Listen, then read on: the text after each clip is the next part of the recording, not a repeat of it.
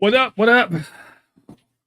Welcome back to BLERD FORCE 1 with your boy Mo. I'm here, and I should turn that off because I know this is live streaming and you're just going to get feedback. What's going on, y'all? Welcome back aboard BLERD FORCE 1. I'm doing a live stream, just kind of keeping it going. Last week we were talking about The Boys Season 4 and the finale. Somebody said, hey, keep doing this, so I'm here. I don't think anybody else is here yet. It's all good. I'll stay on for a little while. I do have I want to say a hard stop, but we'll stop if my voice goes out or if a couple hours have passed. So whichever one the case may be. That being said, it is, a Deadpool world that we are all living in. Deadpool and Wolverine is out. It is kicking ass and taking names. Ariel, how you doing, sir? Good to see you. I don't know if you've seen Deadpool and Wolverine. That's going to really highly influence how much I talk about it. I don't want to spoil it for anybody because you really do want to see it without someone telling you all the shit that happened in it. But there are other things that are going on. San Diego Comic-Con obviously is happening right now. They are having panels and everything. DC's not really doing much there for good reason, I think. I think they're going to show off maybe Creature Commandos. There are some merch there, but really, Superman is really the big deal. So they're still filming. So obviously, we're not going to get much of that. James Gunn's not going to be there, which is fine. I'm all for holding keeping your cards close to the vest until you can really reveal something worth talking about. Uriel just said he just finished rewatching season 3 of The Boys. I really should go back and rewatch it, but I'm not a big rewatcher of things. Things have got to be really, really good for me to go back because there's always more to watch. So it's really hard for me to take time out to go watch something I've already seen when there's tons of stuff I haven't seen. Vigilante Vibes. Meg, hey, so happy to see you here. By the way, congratulations on with you and Nerd Speech. I don't follow your other podcast partner, but I was really happy to see y'all launch that the Nerd News thing. I think that's dope. Can't wait to see your first new episode. But thanks for showing up. It's really cool. Ariel says picking Ryan Reynolds' wife to play Lady Wolf. That's the funny thing. Who knows if that was her? I mean, it might have been her voice. I didn't look at the credits. I honestly wasn't looking at the credits. I was drinking in all of the goodness and the Deadpool goodness, which sounds exactly like something Deadpool would say, by the way. I was just really drinking in it. I'm definitely going to see Deadpool and Wolverine again. I might see it 2 more times. I might honestly, because like second time's going to be like looking for shit I missed. Third time is just going to bask in the glory of it. I will also say it's not a perfect movie. And when Feige says it's an 8 compared to an Endgame and Infinity War, 9 or 10, he's about right on that. Some of the movie, it embraces we're doing this because we can. It embraces that and leans into it. So like the overall plot is not like the most intricate or like even, I'd even say most well-developed plot I've ever seen in a movie, but it shines because it really focuses on character a lot. Like this is Deadpool and Wolverine. So both of their characters get a lot of exploration. There's a lot of talk. There's a lot of about regret, really, about past mistakes and how they weigh you down and maybe keep you from, being the best you can be. But also, can you forgive yourself? Can you move forward? Can you be the hero of your own story or even of the world? I think Hugh Jackman coming back was beautiful. Absolutely beautiful. He's one of the best on the planet. The man is one of the best on the planet, and he absolutely kills what could have been a really silly and maybe disrespectful look at Wolverine. Let me get up on the comments. Let's see. Ariel said, they're just back on the boys. Ariel says, I hope season 5 of the boys have more action like in season 3. Oh, you can count on it. It's the end game. Like look, it's the finale of 5 seasons. They're definitely going to be so much shit. Half the cast is going to die, all that stuff. I'm certain. Um, oh, Meg, so Lady Deadpool was black. That's cool. I'm going to say definitely wasn't her in the suit. Because why would she? She could just do a voice. That's good though. I really wish Taylor Swift would have showed up for this. I really wish she had. I just wanted people's heads to explode. Certain people's heads to explode. It'd been fun. Um, Ariel says Wolverine's the closest thing Deadpool has to a bestie, which is hilarious because they're totally not. But there's at the end of the movie, it kind of, sort of solidifies that. Honestly, this really makes me want to see a Spider-Man Deadpool crossover because notoriously in the comics, Spider-Man and Deadpool are like frenemies or whatever. Like, Peter Parker, he can't stand Deadpool, but whenever they team up, it's hilarious and they get the job done. So I would love to see that.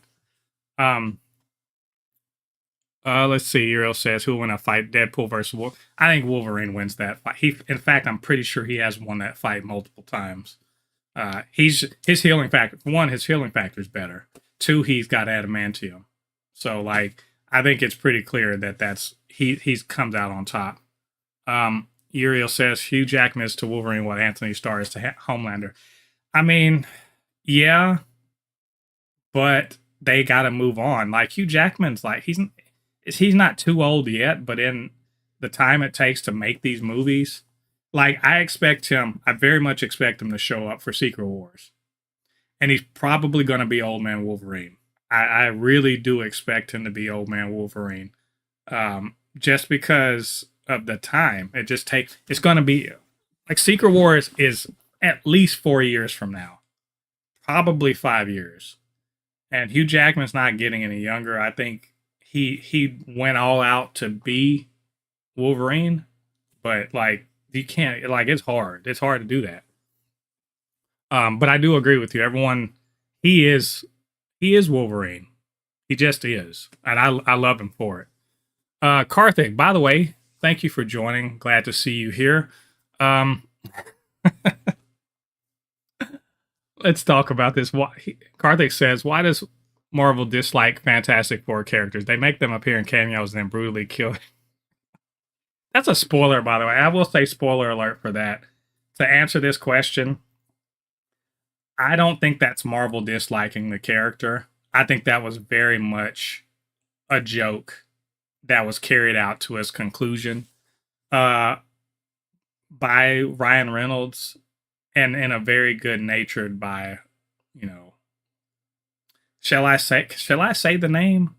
I'll say, if y'all haven't, I'm sorry if you haven't seen the movie, and I didn't really mean to do a ton of spoiler talk about this, but I'm, the character that we saw, this was and the person that played the character, I think this was a very tongue-in-cheek, good-natured, kind of like, making fun of Fox, and the fact that everyone kind of admits they screwed the pooch on Fantastic Four. Like, I liked them well enough, but they weren't great movies. So it was really nice that was kind of like a send-off of sorts. It was quite funny to me. Also, a wonderful bait and switch. I swear, because I hooped. I was like, whoo! I was like, I was doing this in the, in there. So was a lot of people when they came on screen. And then when they revealed who they really were, I did it even more, and I laughed because it's a funny joke, and it was a good reveal. I was a very well constructed, like, little setup. I liked it. Vigilante Vibes says, "Hey, Meg, I keep wanting to say that, but also Meg. Definitely wasn't. Blake is much longer and taller, and Lady Deadpool was shorter." Yep, I didn't think so. And again, you could just pay her to say some lines and have a stunt person do that. Also, she says, "I like how it goes with the comics. The Deadpool and Wolverine comics have the best frenemy relationship that closely resembles Ryan and Hugh. Yeah, and I love that Ryan and Hugh, their whole little interaction has paid off by having this movie. There's so much synergy going on in this. Like, this was a no-brainer movie. Marvel would have been ridiculously dumb to have said no to this, because those two have been doing that thing back and forth on the internet forever. They're friends in real life. This is a big payday for both of them. It does nothing but raise their star, does nothing but, reignite, or in some cases, burn even hotter people's love for the MCU. And it also lampshades a lot of shit that people have been saying about phase 4 and 5 and upcoming 6 of the MCU. So they cover all the bases. It's a win-win for everyone. And it's just fun to see. Those guys they're so good on camera together in this movie that I am retroactively angry that they never made it happen with Fox. Like, you guys screwed it up completely by not having them together at least once. Let's see. Uriel says, knowing how the comic ends, I'm pretty sure every single member of the Seven and Butcher. Oh, we're back to talking about the boys. Yes. Will die to truly have a good ending, which means, unfortunately, the peak will die. Well, I think they pretty well said. We're talking about the boys and where it's going. I think it's pretty well set that Butcher's on a villain. He's done a villain turn, so we know where they're going to end up. And everybody else, yeah, fuck all of the Seven, like every single one of them.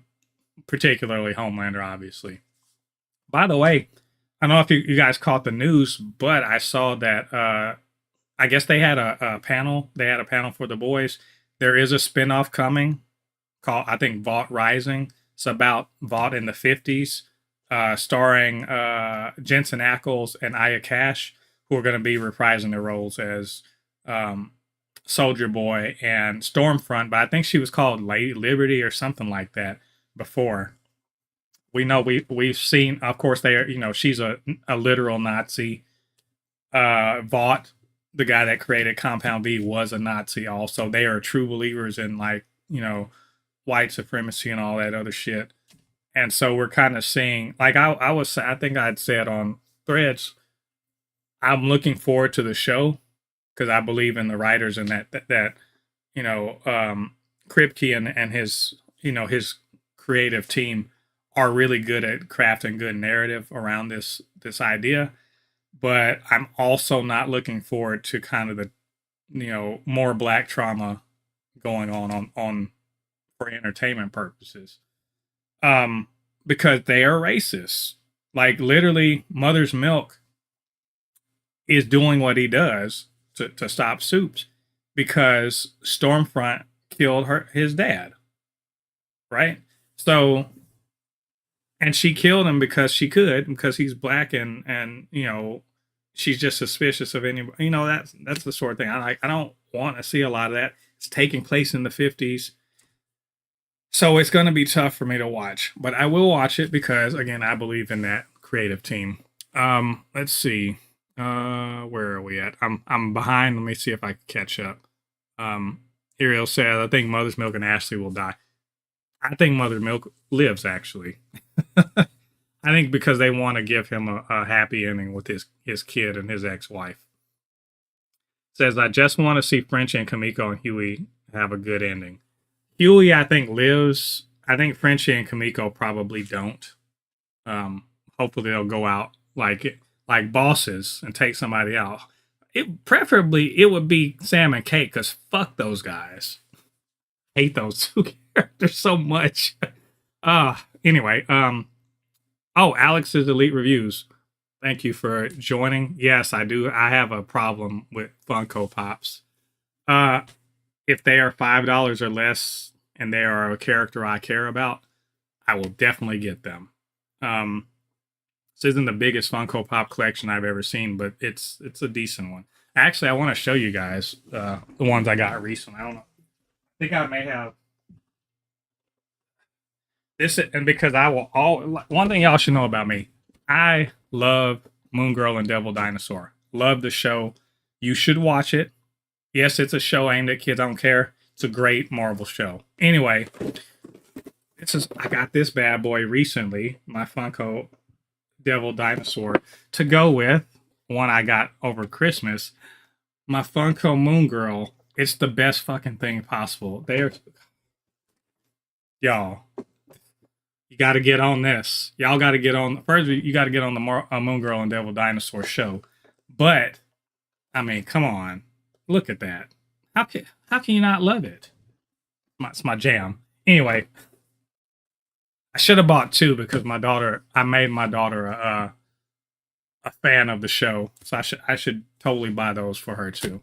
Anyway, let me get caught up on this. I feel like I'm falling behind.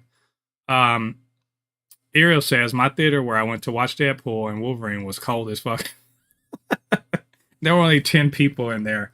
Well, I don't know. Other people have been having different experiences. I went and saw it at 9:45 a.m. Because I had to work last night.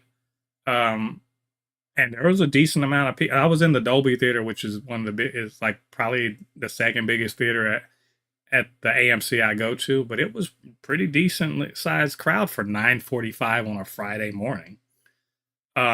And I could hear they were playing it in other theaters at the same time. There's a lot of people out at the theater. Way more. Again, when I went in, when I got out of the movie, which was close up, around close. I wouldn't say 12:30, something like that. There's a lot of people, way more people than I expect, because I go to the movies generally in the middle of the day, and there was a lot more than I was expecting. So I imagine that this movie probably hits $1 billion, but it's definitely gonna have a huge opening weekend. Um, Hero says I can't even look at the MCU without thinking of that parody VCU from the episode of The Boys.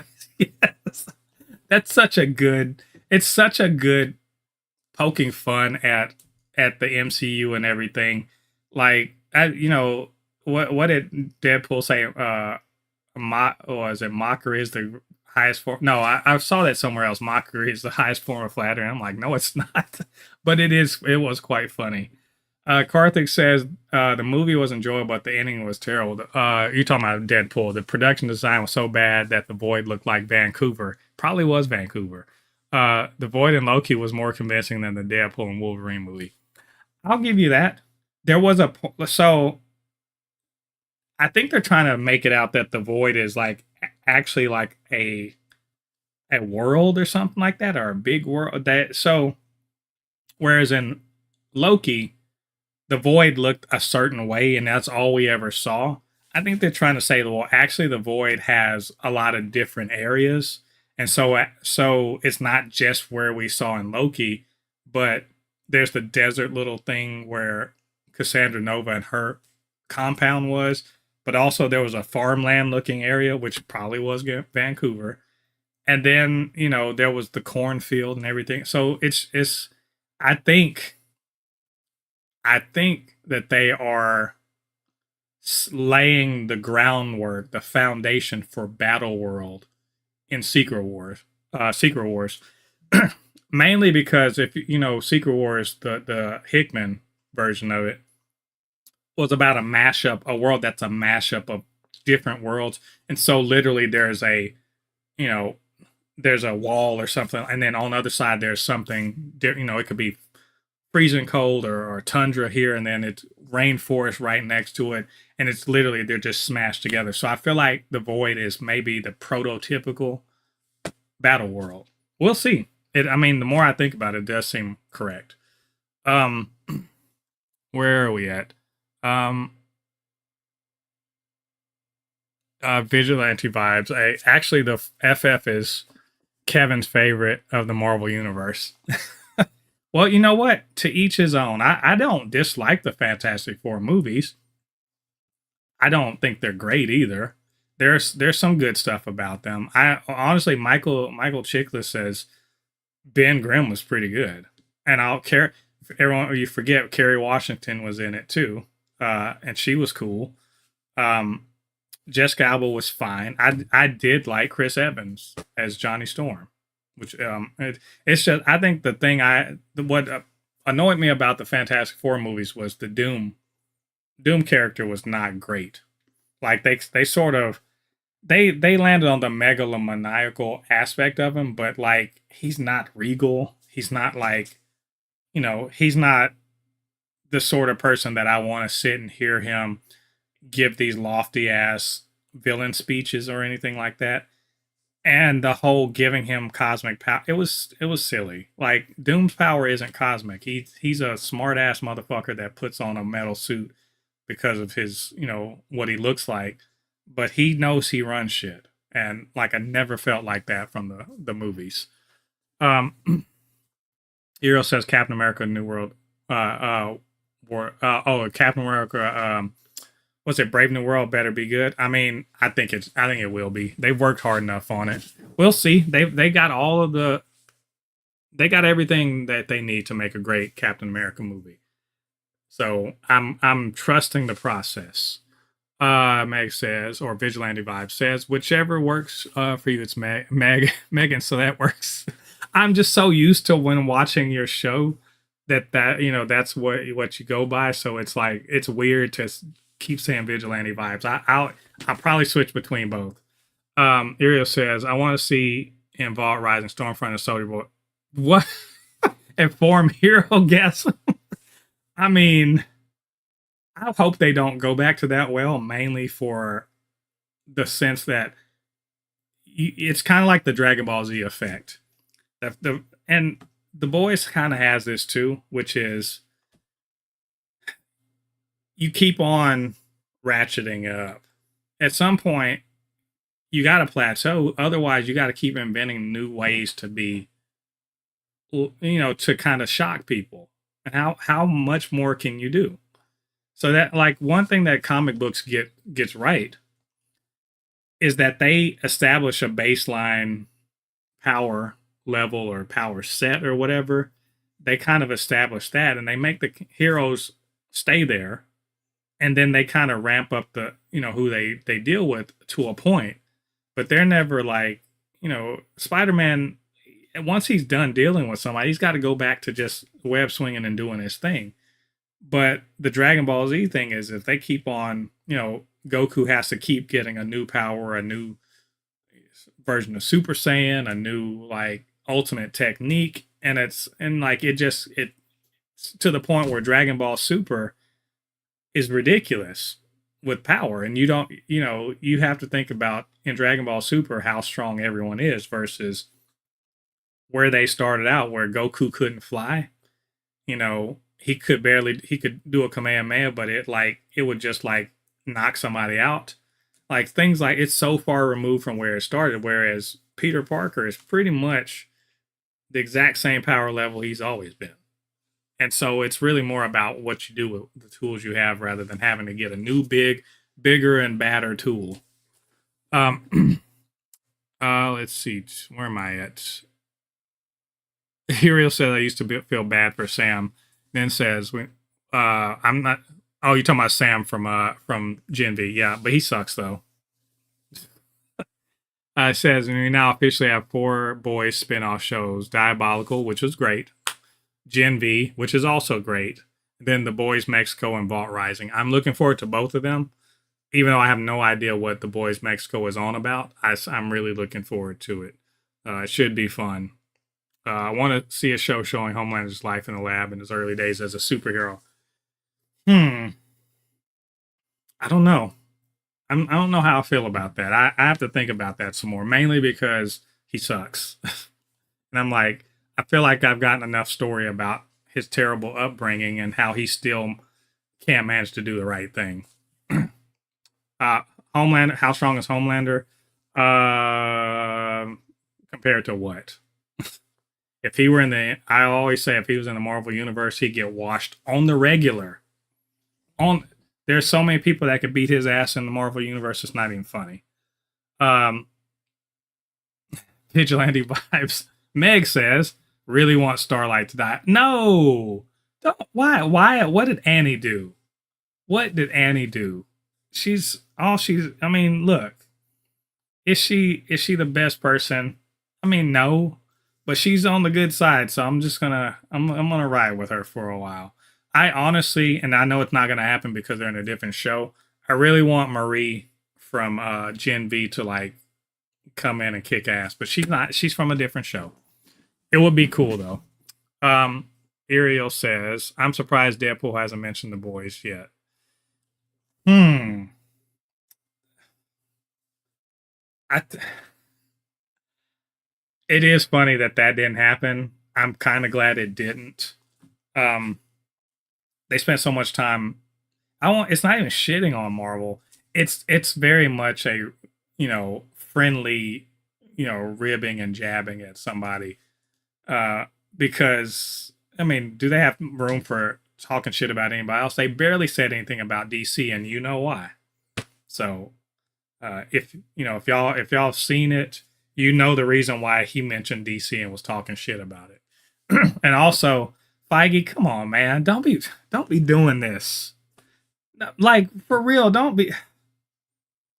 I was saying this about X-23 because we all know she's in the movie, so it's not a spoiler. And Daphne Keane, who is talented as hell, like she's super talented. If you haven't seen His Dark Materials, she's great in it. She's as the lead in that. Um, I really enjoyed her as Jackie and the Acolyte.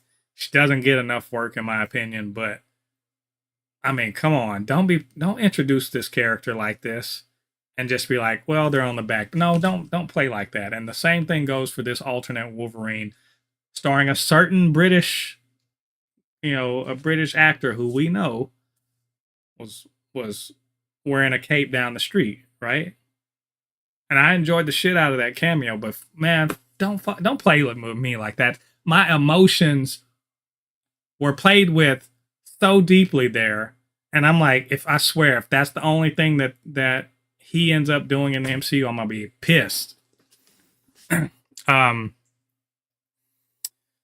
Meg says, yes, talking about Moon Girl and Devil Dinosaur, exactly. That's what I'm talking about. Moon Girl and Devil Dinosaur is the best. I've recently rewatched it. Like I said, I had I wanted my daughter to watch it with me, so we did. I love the fact that she loved it and connected with it. But there's so much fun and like heart, a lot of great messages. If you are a Marvel fan, it's got plenty in there for you. Like they do so many good things with that show, and not enough comic book fans are watching it. And I'm like, that's crazy, man. Like, cause I don't know how y'all feel. I will, I'll pretty much, I'll watch anything that's, a good story or whatever like that. I knew going in, this was a show not aimed at me. Like I'm in my mid 40s, right? This wasn't aimed at me. This is a show for kids. I get it. But I still got a ton out of it. And I really enjoyed the care with which it was created. And I think as a Marvel fan, I'm a Marvel fan going back to like the early 90s. So I experienced all of the stuff that is kind of the foundation of what we get now. And so seeing things that I remember reading when I was younger kind of remixed or reinterpreted for a younger audience was really dope. I loved it. So yes, Moon Girl and Devil Dinosaur is the best. Ariel says Superboy Prime deserves to be in the DCU. You know what? That's 10 miles down the road, man. I'm just gonna be we got to get Superman on the screen. You're talking about Crisis on Infinite Earths. You're talking about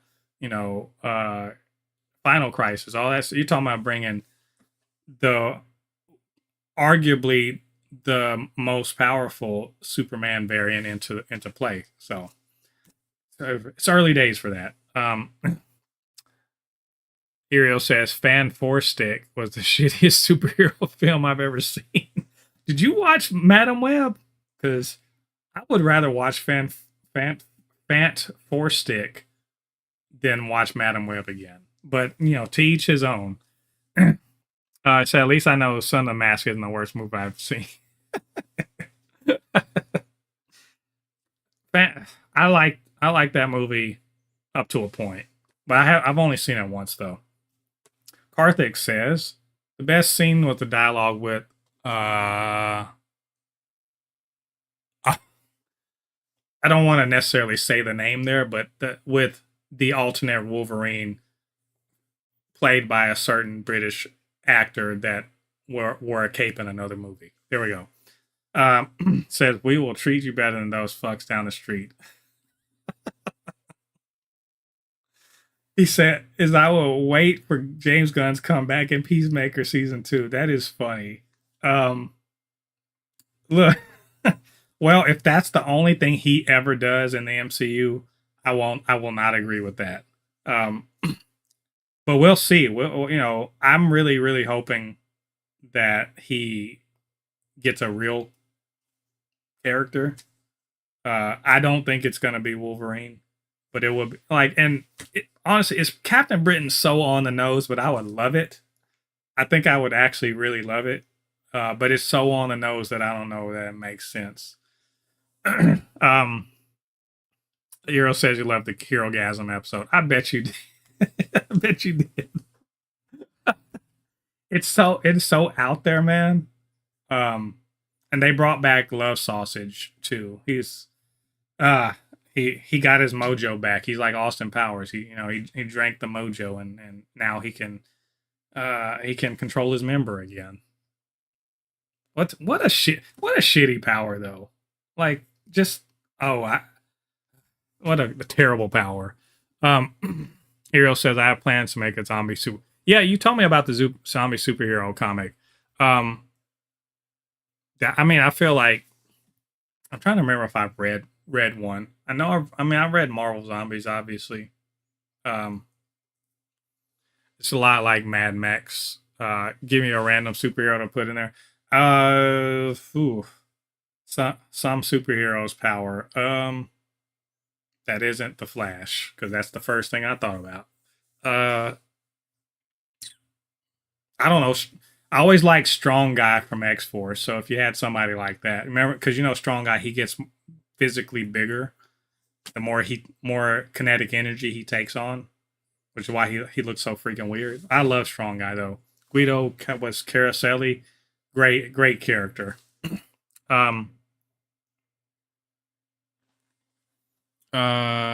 Let's see.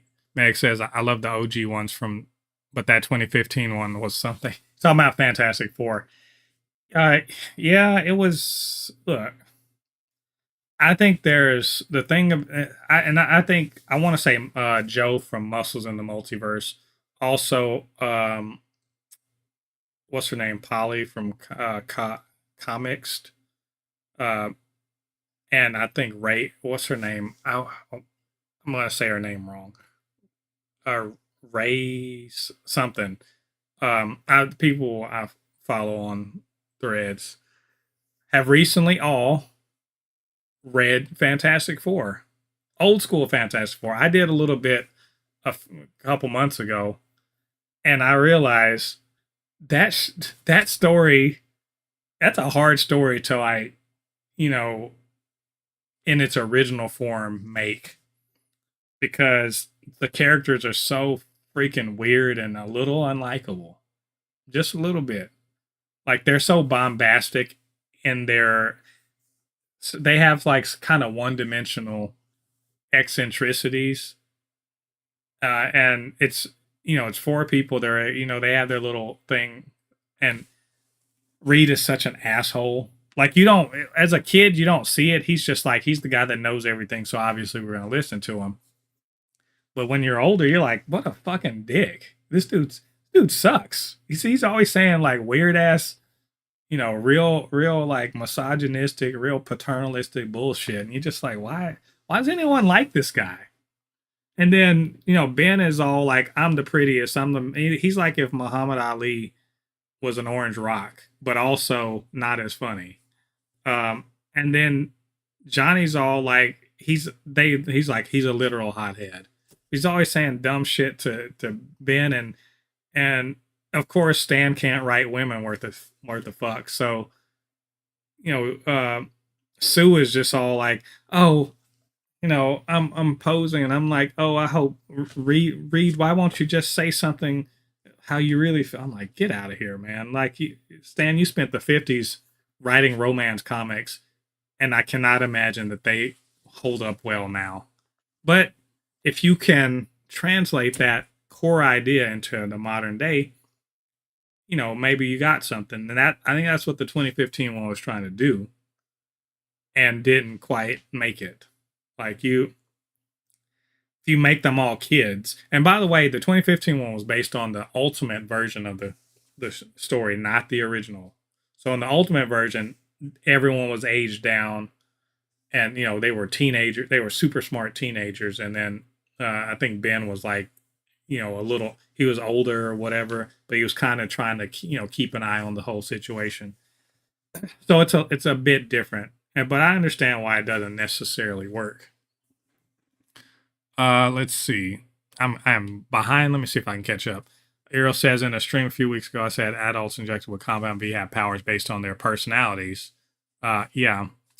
And so you had two more examples. Butcher got Homelander's power because Homelander affected his life so much.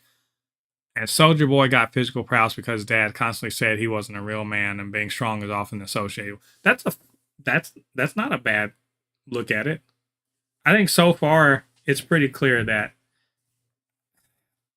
I don't know if this was the case in the comics, but I think Kripke kind of took to heart what was said in the Captain America movie, where Erskine was just like, it will amplify whatever it is that you already are. So I need a good person to be a super soldier. That's probably what's going on here. Like it, and I think he even really literally said like it was interesting to make it represent their inner, who they are inside themselves. Ariel says, I think people are underestimating Homelander too much. He's not that fucking pathetic. Sure, he gets his ass beat by everyone in fiction except for Brightburn. Literal child, but still. Yeah, I mean, I'm not underestimating. I'm saying, people, my friend and podcasting partner said he's right. He's a big fish in a small pond.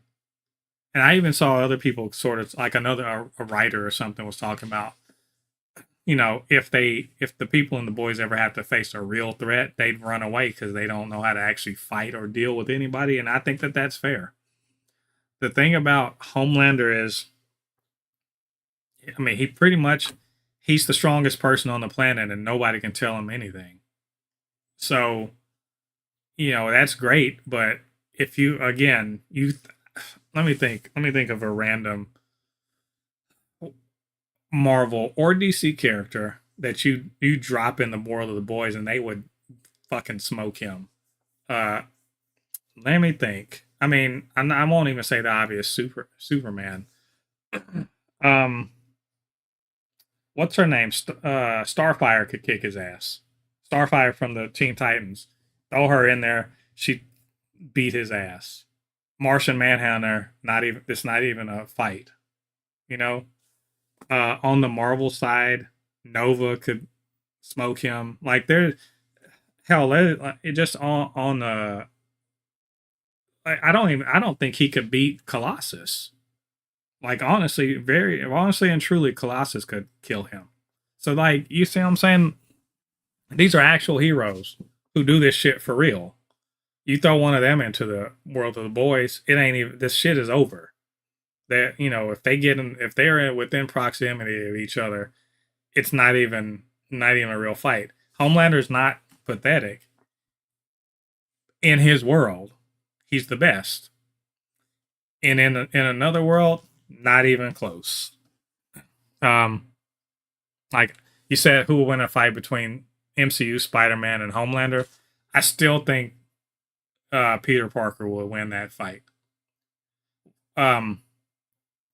I think for one, he's got his spider sense. So yeah, no matter how fast Homelander is, I don't think he could actually defeat the spider sense. But also, he's got that. If he still has let's talk about it. Does he have the Stark suit or does he not have the Stark suit? With the Stark suit, he definitely like kills him. Like it's not. He will definitely kill him. If he doesn't have the Stark suit, I think it's a toss up. Um, because he's got all of those. Homelander's got a lot of tools, and Spider-Man doesn't. But he does have. I mean, he's super strong. He's really really fucking strong. Like I think he's probably close to as strong as Homelander is. Oh, let me back up. It says Carl Urban should have played Captain Britain. I actually would love that, except I feel like he's too old for it. But I think you're right. Uh, have I ever seen the short of Flying Man? No, I don't think I have. The disrespect for my man Mother's Milk with Love Sausage is insane. It is funny though. You just know that in the fifth season he's gonna find the guy and strangle him with his own penis. Um, Ariel says Homelander has zero combat experience. He can throw hands if he has to. He threw hands at Soldier Boy and Butcher at once. I mean, true enough, but like he was getting his ass whooped. And you notice as soon as as soon as he took a real punch, he was like, "I'm out of here." So I like that's him. He didn't stand in the pocket. That's one thing. Like, how can you respect that? He didn't stand in the pocket and sit there and like go toe to toe. He pieced out. So I was like, yeah, okay. That's as soon as you run across somebody who can like stand toe to toe with you, out of here.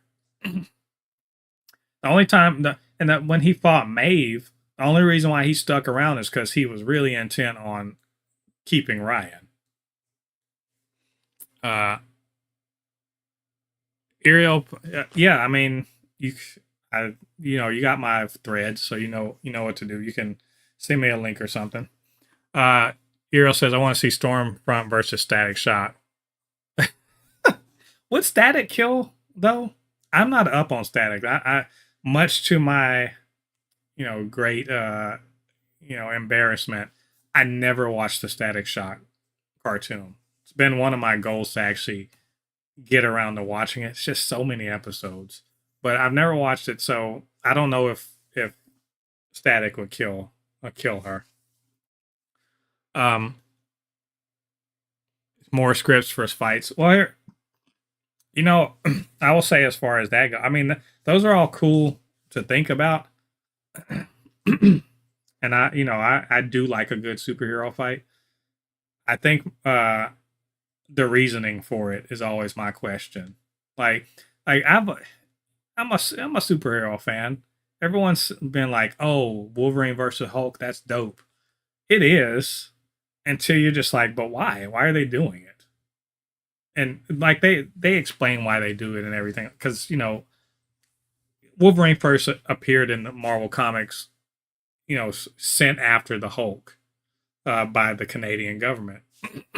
So that made sense. But I think ultimately those are all fun. I often want to just know story wise why are they doing it. Excuse me.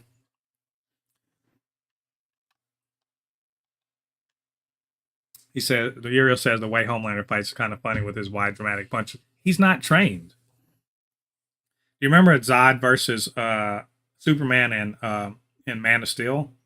I mean, he's never had to fight anybody on his level, so he has no actual hands. What he's got is mad power and an inability to get knocked out, which is admittedly most of the fight. Super mad power and no one can knock you out. Well, you're gonna win that. But if you have to actually fight somebody for real, that's on your level, now you need hands. If y'all ever read Ultimate Comics back in the day, even if you haven't, you should go read these, because Ultimate Spider-Man is easily one of the best comic books like that's ever been published. But there was, Bendis's run on Ultimate Spider-Man is really fucking great. There's one comic where he's been getting his ass whooped. Now, mind you, he's 16, and he was before superpowers was a nerd getting bullied. So he has no fight game. What he has is super strength, speed, and spider sense, and that generally helps him. But he's facing a foe that defeats that. He's getting his ass whooped. But he has previously met Daredevil, and he also has previously met Iron Fist, and so Ultimate Iron Fist, and so he sort of finds Iron Fist, and they have previously fought, and like Iron Fist put him on the floor, so he's like, "Can you show me that? I need show me how to do stuff," because he faced someone who negated his physical advantages. Now he actually has to know what he's doing. And that's what Homelander has faced. He's never had to fight anybody for real. So he knows no martial arts. What does he need to know about dodging and blocking and forms? What the fuck he needs that for? He blocks with his face. Oh, well, KF, how you doing? Welcome back to the stream. Are we spoiling Deadpool? I mean, if you're in the chat right now, because I can only see people right now who I can only see people who comment because I don't know what's up with OBS. I can't see how many people are in here. I will talk about spoilers if y'all want to, but I don't want to spoil it for anyone who hasn't seen it yet. So I'm trying to dance around what's being said, because I really do believe, that this is a movie that you'll get the most out of not knowing what the hell is going on first. And so if I say something about it, it'll kind of maybe take something away. Well, KF says Deadpool Wolverine is fan bait the movie where catering to every fan on Earth can be a blast. Sure, I think that there is some really actually brilliant writing going on in the movie, and the Deadpool being able to basically lampshade everything, or either lampshade or call out, or somehow really kind of talk for the audience, is so freeing for their writing that he can say a lot, and it feels authentic to have kind of like the fan service. Fan service feels like it's earned, which is weird because it's not. But it feels earned because we know Deadpool knows he's us. Deadpool has essentially seen all of the Marvel movies, so he's us. So he has perfectly within his right to poke fun at, call out, or reference anything. Where am I at? Ariel says Static Shock is the show through a locker into an orbit effortlessly. So I think he wins. Also, Static is immune to electricity. Well, there you go. Well, and honestly, Stormfront is not invincible. So yeah, she's totally killable. Well, KF says first sentence should have been "What up, dude?" I know it's all good. It's all good. I'm glad to see you here again this week. Ariel says, what was her favorite episode of The Boys? I really did like the season 3 finale a lot. it was really good. Probably that one. Let's see. Well, KF says, never see Deadpool and Wolverine on the Devil's Dandruff and Tequila. By the way, shout out to Leslie Uggams. Uggams, is that how you say it? I love Blind Owl so much. The Deadpool franchise, to me, has some of the best characters in comic book movies. Just because they're so free to just be like out there and weird and crass and just kind of like pushing the line. But knowing that as much shit as Blind Owl talks to Wade, she loves that guy and he loves her. Like that, underneath all of that kind of shit talking, there's a real genuine love. And look, I did not cry in this movie, but I got really quite emotionally, swept up in several of the scenes.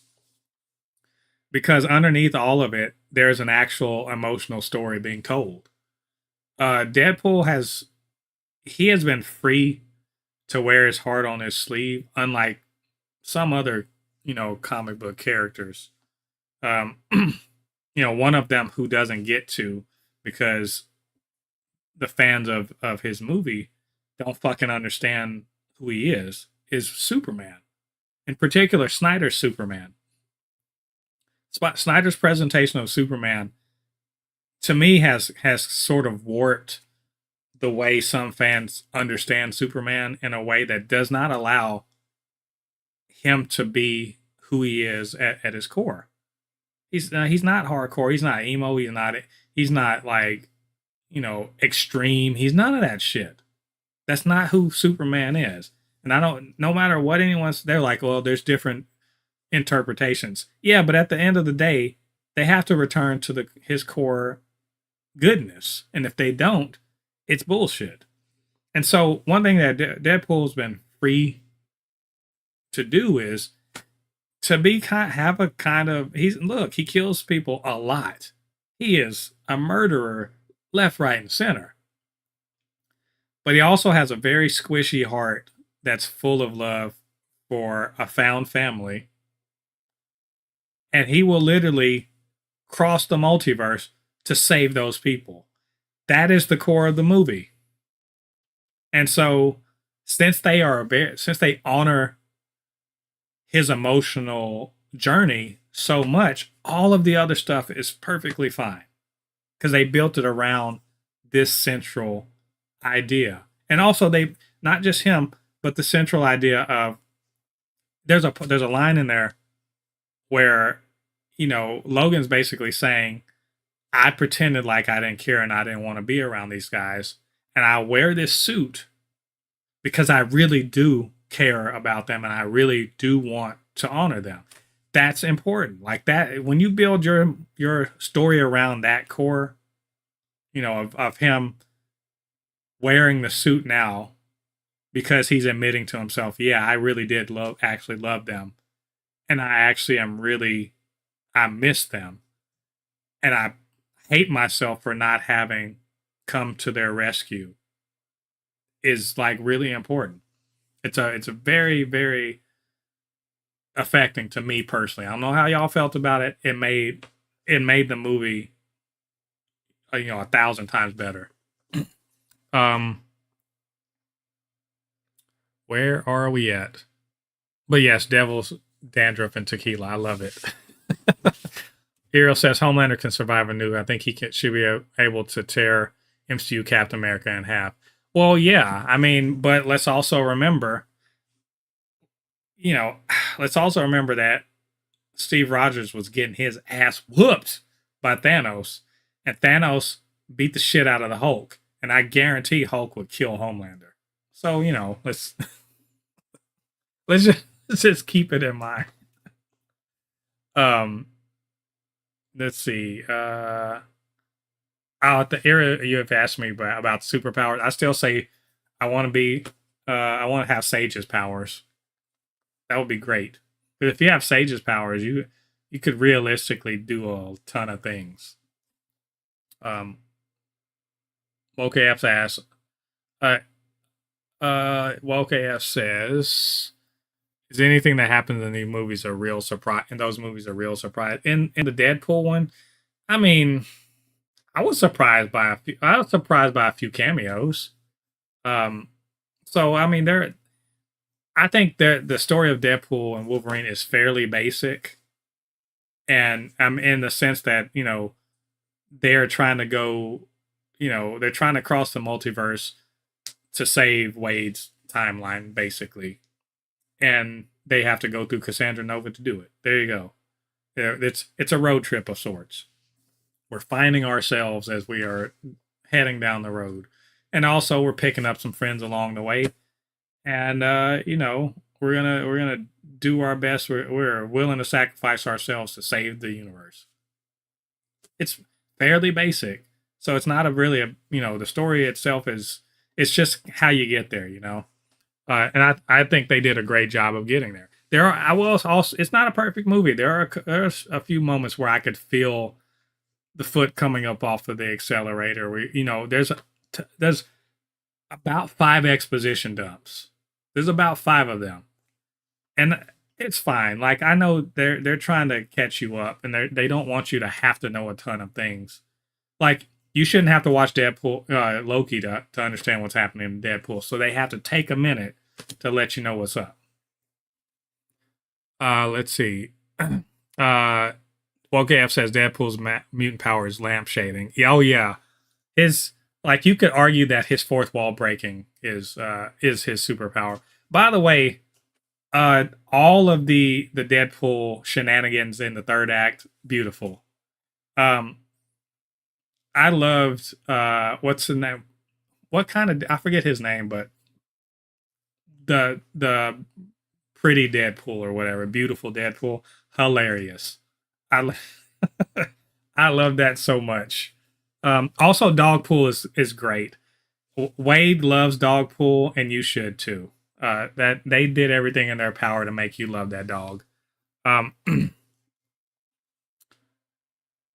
WoKF says, not a spoiler, Cassandra Nova is so well realized. I agree. Emma Corrin, I will say, don't know much about Emma Corrin as an actor. Did a great job. Cassandra Nova is really cool.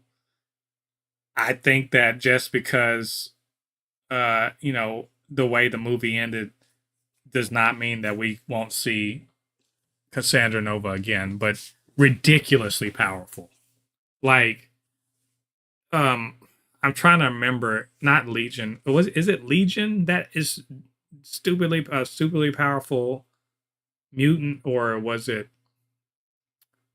Charles Xavier's son? What, somehow there's a really omega level telepath that, like, it exceeds whatever Charles can do, but she was really powerful and really cool. I enjoyed that character a lot. Excuse me.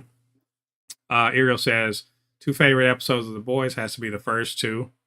Their innings, the music complement the ending so well. The first 2 episodes are they are really good. They really do set the tone for I haven't seen them in years now, but that first episode it was extremely well realized, I think.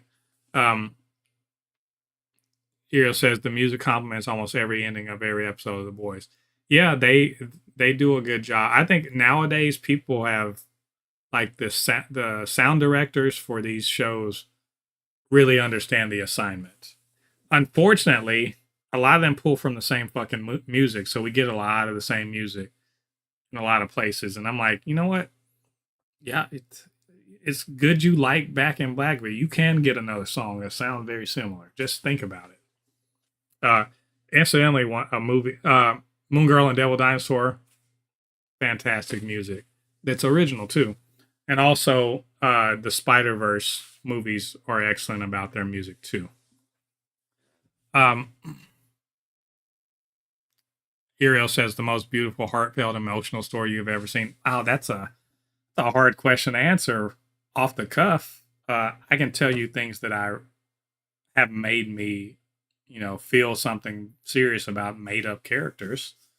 I already mentioned the 4th episode of The Boys season 5. That was probably the most recent one.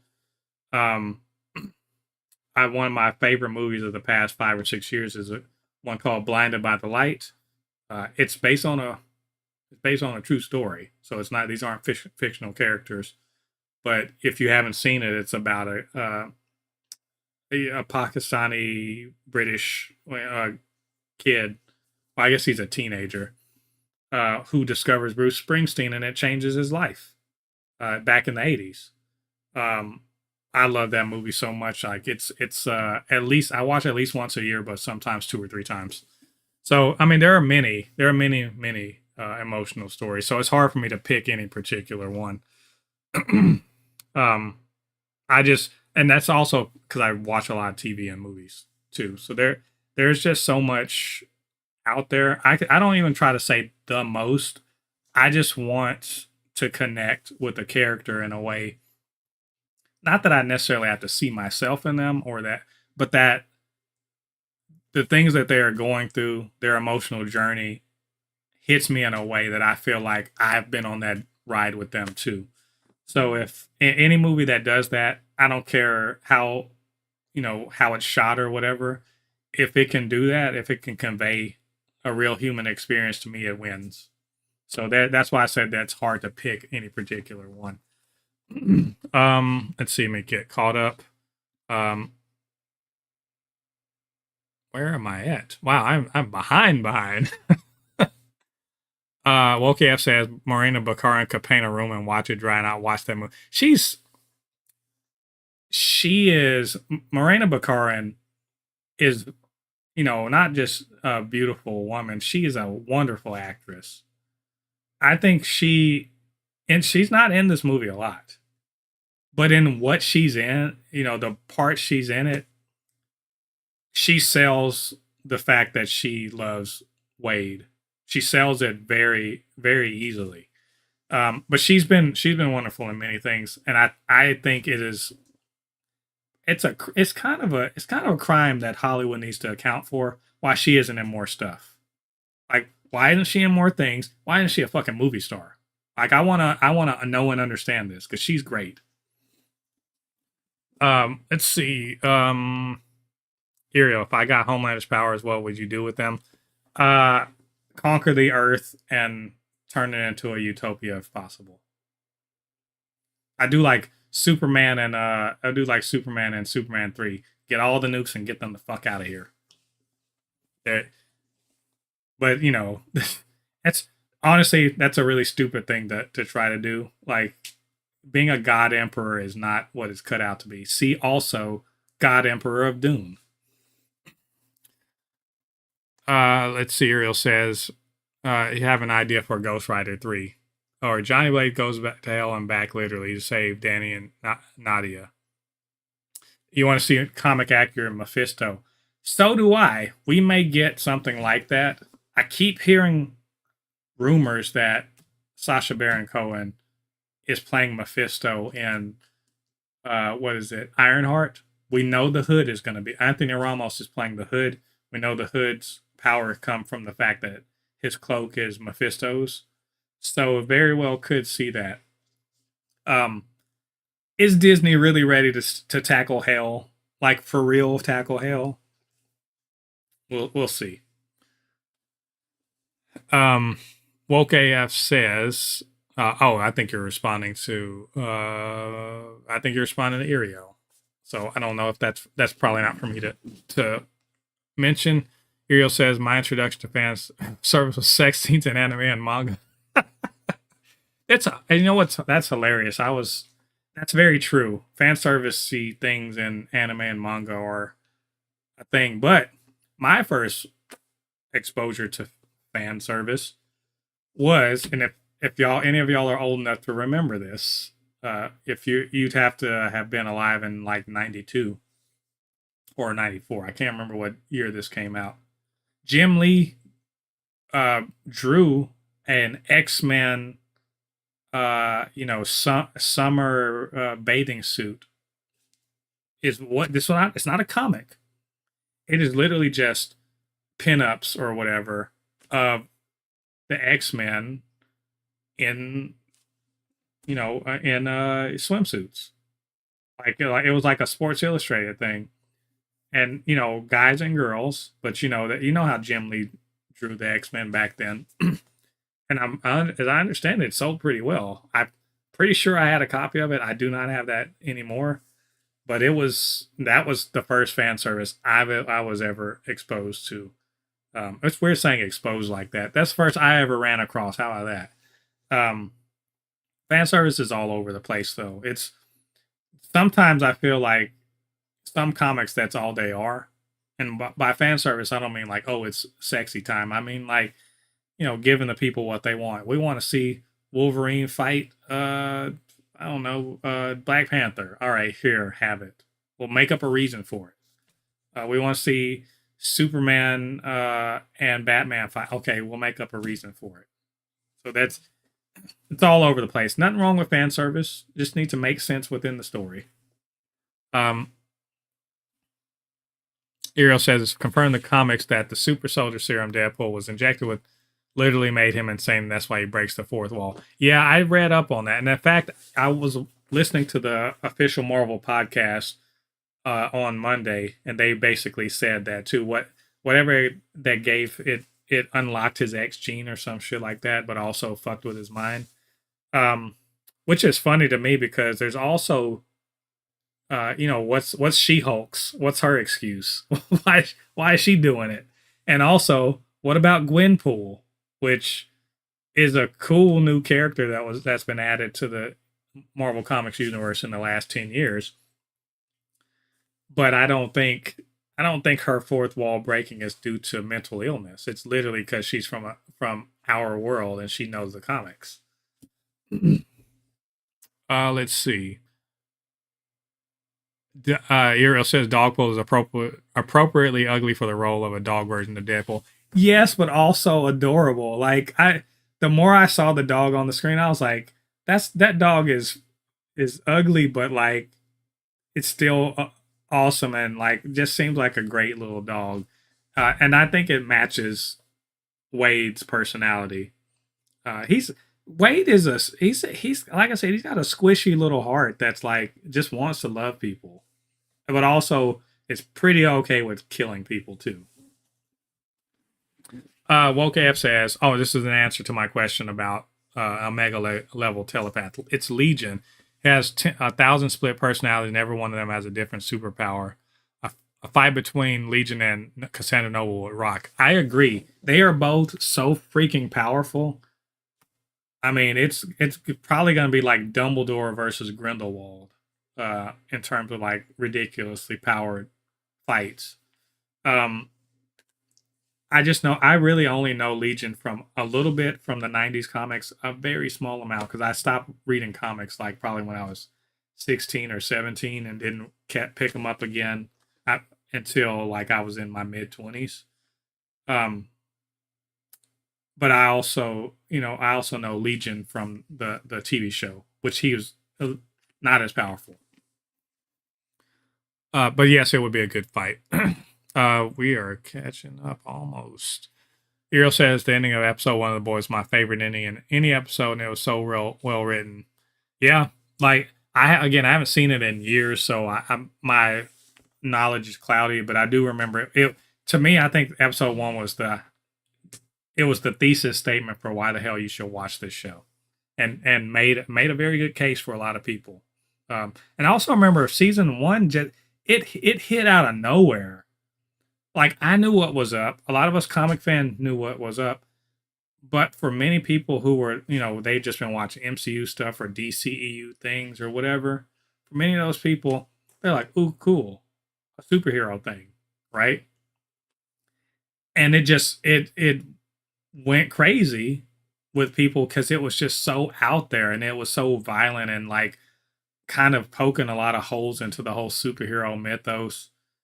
And I think people don't really know that they are ready for like deeper dives and deconstruction until you kind of present it to them and they're just like, you know what? It would be weird if people had superpowers and like what? They're just regular people with powers. Like, and then they start, Kripke and them start sneaking in like these real kind of deep thoughts. So, they did a great job kind of making a case for why you should be watching the show within that first episode. Woke AF. My brother, that's what I'm saying. You're talking about, it says, I love Moon Girl and Devil Dinosaur, the series and the comic. She's such a fun character. I agree. I like the comic less than the cartoon. And it's only because if you really think about the concept, you're like, wait a minute. This little elementary school kid is running around with a dinosaur? And like, is that okay? And like some of the stuff was very, I think I saw somebody talk about this on Threads that the comics sort of promise something appropriate for kids and it's kind of not. And I'm like, that's fair because the Marvel universe is often not friendly to young kids. However, the cartoon very much is. And also, if you guys hadn't checked it out, there's a graphic novel called Wreck and Roll. If you want more Moon Girl and Devil Dinosaur goodness, by one of the writers of the show. So you should definitely check it out. It's worth the time. Uh,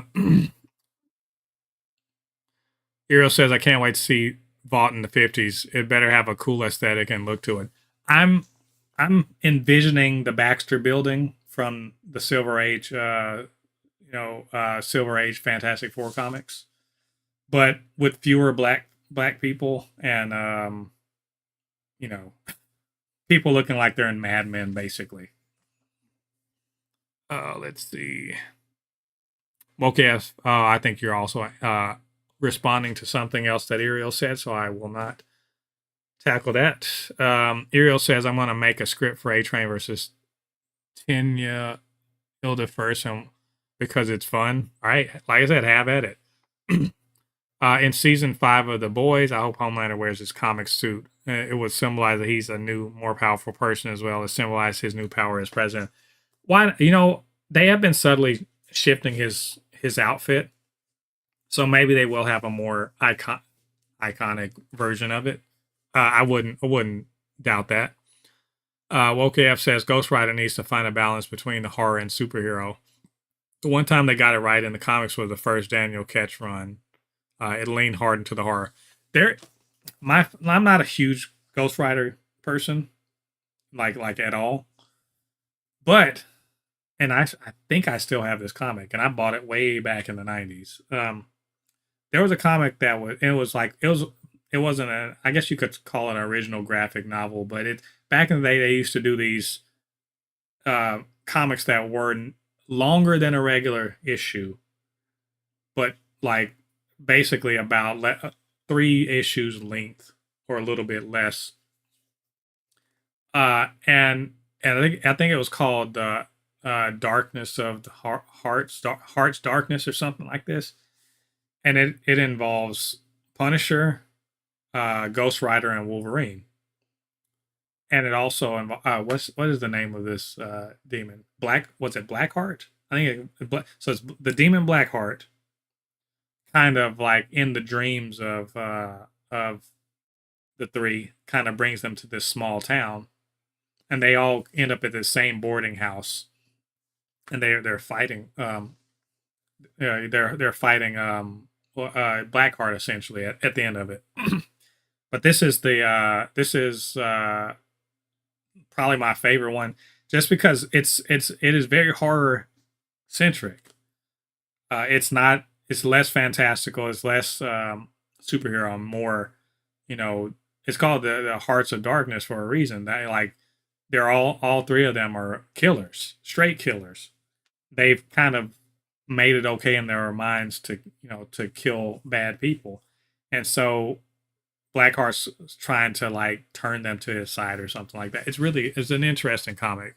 Probably is on Marvel Unlimited too. But yes, it would be nice to honestly, I'm really looking forward to Marvel trying to do horror, for real horror. Their Werewolf by Night thing was an interesting, start. Just try to lean into it. Feige was recently talking about, he's like, I don't think we just make comic books aren't a genre, films aren't a genre. We do different types of films involving superheroes. And I'm like, okay, cool. Actually do that with horror. Stop playing around and actually do it. They're saying Agatha all along is going to be like that. I'll believe it when I see it. It looks more Army of Darkness than Evil Dead, in my opinion. So I'll believe it when I see it. But if y'all are going to do horror, don't play around. Don't stop fucking around and actually do it. Because I'd be there for it, and Ghost Rider is perfect for that. And also, so is Blade. Well, look, I love the Blade movies. I really do. They're not scary. They're not. This is an action film. But probably to me, I haven't seen The Last Voyage of the Demeter. I understand that's a good one too. But I always think of 28 Days of Night when I think about actually fucking scary, not zombies, vampires. And I would love if they did that with vampires or some other you know, some other kind of horror creatures in the MCU, because there are characters that can walk that line, and they have, just put them in there, make it happen. We don't have to be all, the Marvel formula doesn't have to define every fucking movie. They can do other things. Let's see. Hero says, I want to see Soldier Boy and Ryan team up in season 5. I just want to see Ryan be. I really want to see Ryan be Kal-El. I want him to be Superman. So, does he? I mean, does he need to be around his racist ass granddaddy for real? He's gonna be like, "You're so granddad. You're so cringe." I feel like he would say that. Dog Ariel says Dogpool was played by a dog who was notorious for being hideous in Britain.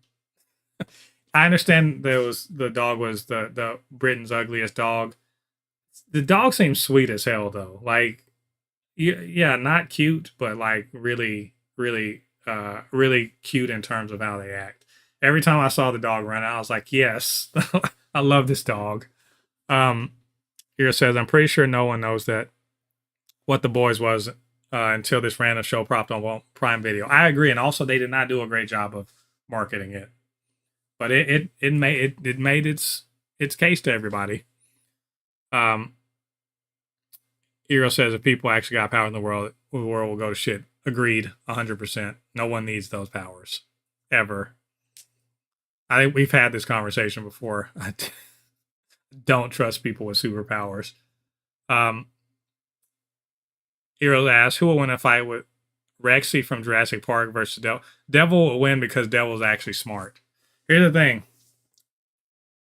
Well, at least in the comics and in the cartoon, Devil Dinosaurs basically has a human intellect, human level intellect. And so I think between that and the fact that Devil's a big old T-Rex would absolutely destroy any other real dinosaur. Hero says, if I got Sister Sage's power, what would you do and would you become a superhero? I would not become a superhero. That would be a waste of my time. It's like saying, like, hey, if you got $1 billion, would you become Batman? Fuck no. I don't waste my time going around punching people. I could hire people for that for cheaper and it would not endanger me. But the other thing is, I would not do it because that's a waste of resources.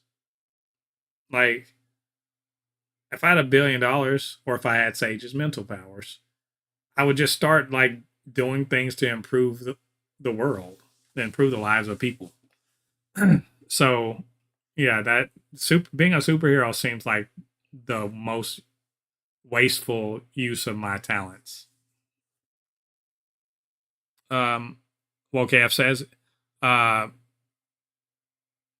you're talking about Moon Girl, the Devil Dinosaur, says it's kid-friendly Marvel, but they locked into her intelligence being superior to Reed's and got into Creed politics, which was weird. So, so to get away from them. If you're talking about the cartoon, I think cartoon or comic, they do establish that she is really freaking smart. Like, but I think in the cartoon that they've kind of, maybe downplayed it a little bit. But it's pretty clear. Like, remember there was an episode where she was shrinking Devil. She made a shrinking formula, the tincture of tininess. And she talks to Bill Foster about how it's kind of going out of control. And he's like, remember, Bill Foster, let's not forget, is like, I think he's a PhD or some shit like that, but he definitely is very knowledgeable about PEM particles and all that shit. He's a physicist, knows what the fuck he's talking about.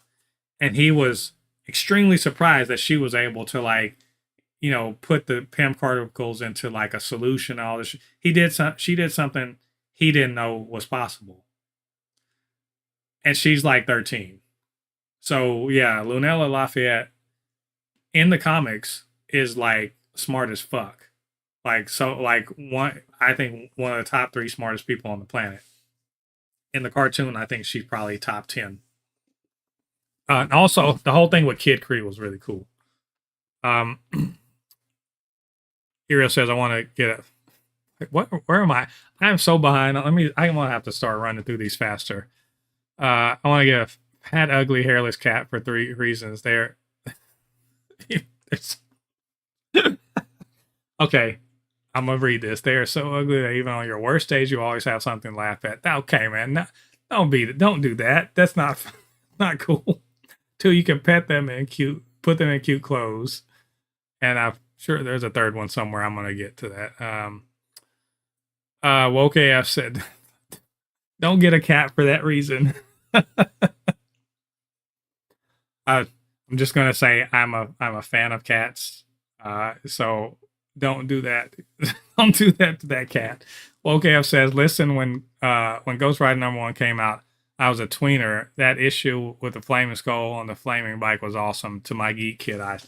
Yeah, that's real. One of the things about like a good, good cover will get your ass in the door 99% of the time.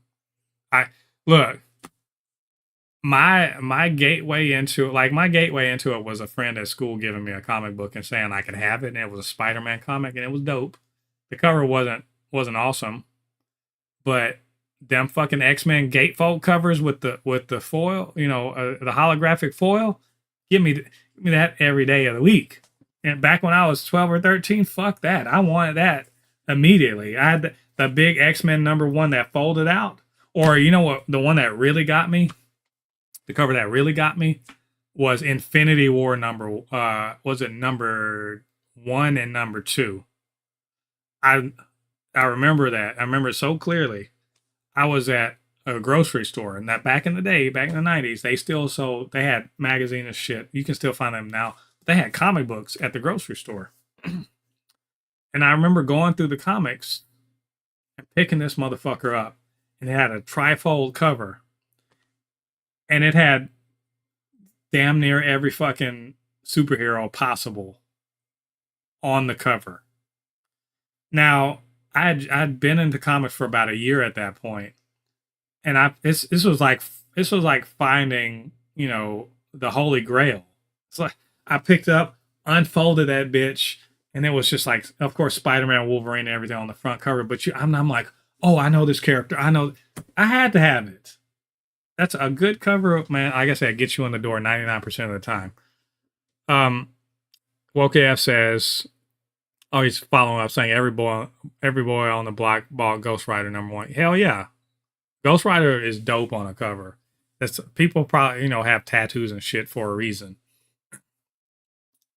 Oh, he said as a Marvel Spotlight #6. Yeah.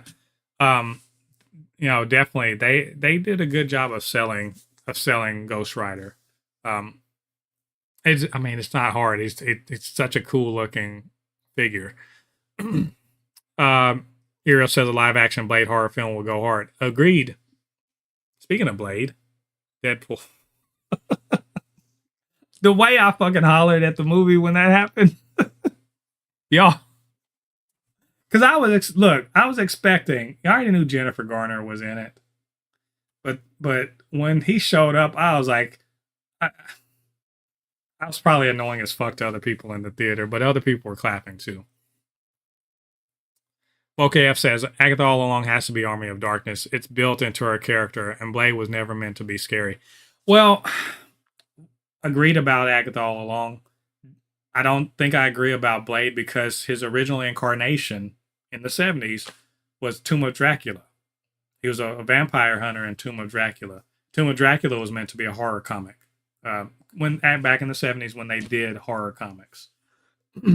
So his original incarnation was in horror, but the version of him that we know and understand from the movies is very much a action adventure hero as opposed to a horror hero. Where are we at? Hey, well, KF says, no more that John Wick is supposed to be political. I don't think I've read enough into the John Wick stuff I'm probably sure if I go back and like, oh, there is politics in it, obviously. I spend so much time being like, this is some cool shit going on that I don't think very hard about it. Ariel says Homelander in one episode literally he got a hard on after hearing his approval ratings rise. He's such an attention seeker. Is he a bigger attention seeker than Deadpool? I don't know. I would love to see Ryan and Soldier Boy banter. It would just be like, Granddad, you're embarrassing. I feel like that would be a lot of it. Because he's growing into being his own kid. Soldier Boy just be like, don't be a pussy like your dad. And, Homelander's just like, Dad, I don't like what you're teaching my son. Ariel says, if I got superpowers, I'll go out hiding in trash can to make people recycle. And under candy bucks, make sure people only take one, and if they don't follow, I'll just cripple them. Some Rorschach shit, man. Like, you just like take one candy at Halloween, or I'm gonna put you in traction. Am I gonna be streaming next week? I gotta check my work schedule because it changes. Maybe working next Friday. I'm not sure. I will let you know. I will be streaming on Sunday though. I'm doing, I guess, a live version of the Supercast because if y'all follow the Supercast at all, we missed an episode this week because basically schedules didn't align. My work schedule is weird. I'm the lowest on the totem pole, so I get night shifts randomly.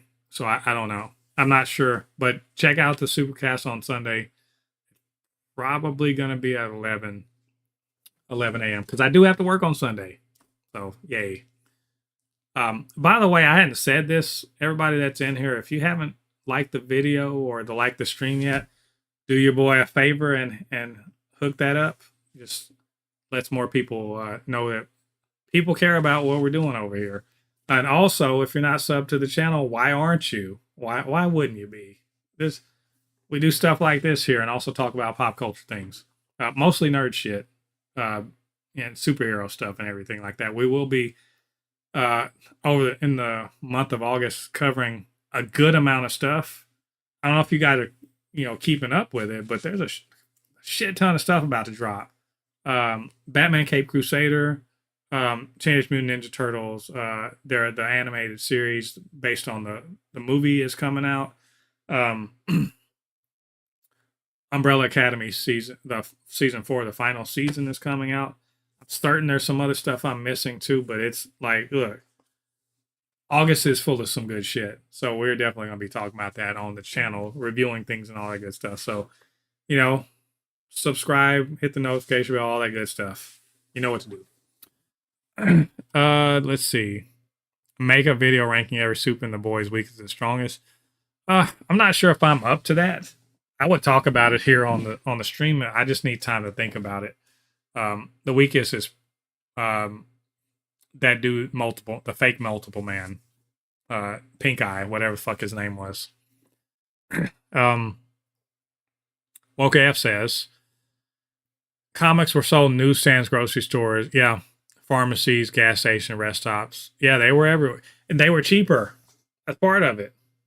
Look, $1.25 is, I think when I first started reading comics, the cheapest ones were 75. Remember, and that's also, they were different prices too. But the cheapest ones I saw were 75 cents. The most expensive ones were like $1.50. And you got 24 real pages. The other thing, panel count was different. There's so much fewer panels per page now than there were when I first started reading comics. And Silver Age, forget about it. I remember I was reading Fantastic Four, and you're talking about, between 7 to 9 panels per page with lots of words. And nowadays you're talking about 5, maybe 6 panels per page. I mean, you blaze through modern comics. They're pretty. They look great. but you just like zoom, you're done in 15 minutes. You're like, what did I pay $5 for? Let's see, where am I getting it? Thoughts on ASMR? Uh, I don't have any. It's a thing that exists that I don't pay attention to. Here, Wokes AF says, yeah, this is a spoiler. So I'm sorry if you haven't seen the movie. I'm just going to answer this, and this is also in the chat, so you probably saw it anyway. It says I was not expecting Blade, and he was still Blade. Yes, he very much so. Wesley Snipes was very game for this. Apparently, he seems to be very much in form. And the ice skating uphill thing. Why not? Why not throw that out there? I think if you think of anyone who likes especially anyone that's at least in their mid to late 30s, in their 40s or older, who like comic book movies, Blade was that shit. It holds up. I've recently rewatched it, like probably about 4 or 5 months ago. That fucking movie holds up. It is a fun movie. It's not a comic book movie. I'm gonna say that. But it's a fun action movie that really made a case for, oh, actually, comic book characters can do stuff.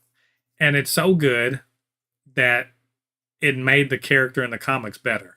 Because they're like, well, fuck, no one's going to believe that this no power, guy is Blade. We got to make him like that. So it's a great movie. I'm glad that they showed some respect. They put some respect on Wesley Snipes' name and also the original Blade's name. They're like, no one will. I also love that they're like, no, I'm the only Blade. No one else will ever be me. And then Deadpool looked at us, and I was like, you know what? You ain't got to do Mahershala Ali like that. Don't do that. It's still funny though. Woke AF says Blade and Tomb of Dracula was white writers finding a reason for Shaft to fight was white writers finding a reason for Shaft to fight Dracula. I think they probably saw Blackula and they're like, that's the ticket. Which, I mean, look, Blackula's cool, so I'm not mad. Dialogue was so cringy, you just knew white writers were who only saw blaxploitation wrote it. That's fair. Look, Lin Wein, he was trying to follow a trend, and I will accept that we got a good character out of it. For the same reason that Jack Kirby making Black Panther was, I will accept that too, even though I'm just like, okay. Some of them is like, oh, okay. It's still, I'm glad that the character exists and that they actually took a chance on it. A lot of the 70s characters were Marvel following trends. Which this isn't and by the way, it's not a slight against Marvel. They were always following trends. They made cowboy comics and romance shit in the 50s when superheroes sort of fizzled out. They made superhero things in the 60s when, DC sort of kind of revived things with their, what they were doing. And so in the 70s, exploitation films, grindhouse films were a thing. They made their version of grindhouse and exploitation, and we're better for it. I think following trends was a good thing for them. Woke AF says, I'm glad that Snipes elevated the character. Yes, agreed. Definitely made it a better character than the original. Ariel asks, what's the most batshit insane movie you've ever seen? I think the Crank movies are pretty up there, and just like ridiculous, just crazy ridiculous. I feel like there's another one that it's on the edge of my thoughts, so I'll have to try to remember it. But Crank 1 and 2 were crazy. Woke AF says, then again, Tomb of Dracula was a pretty weird comic. It shocked me that they brought him into the X-Men. Yeah,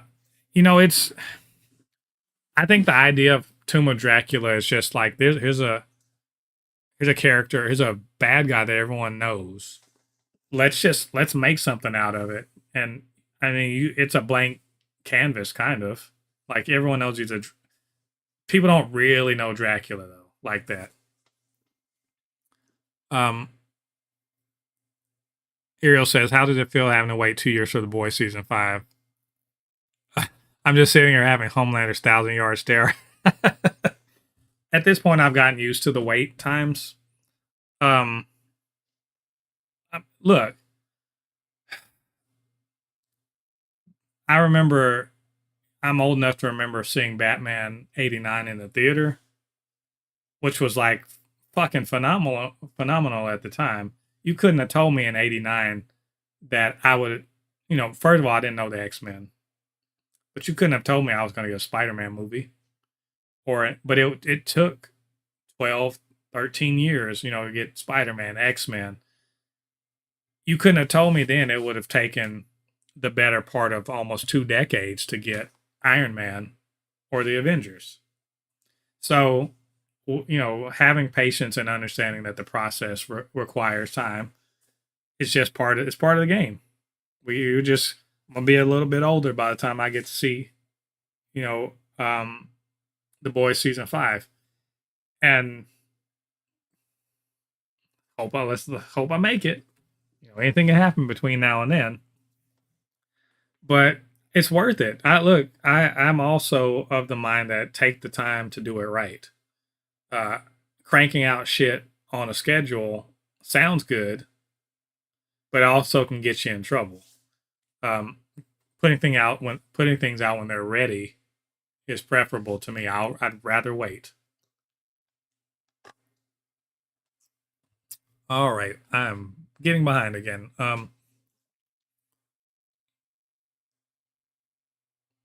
What are some things I should absolutely watch?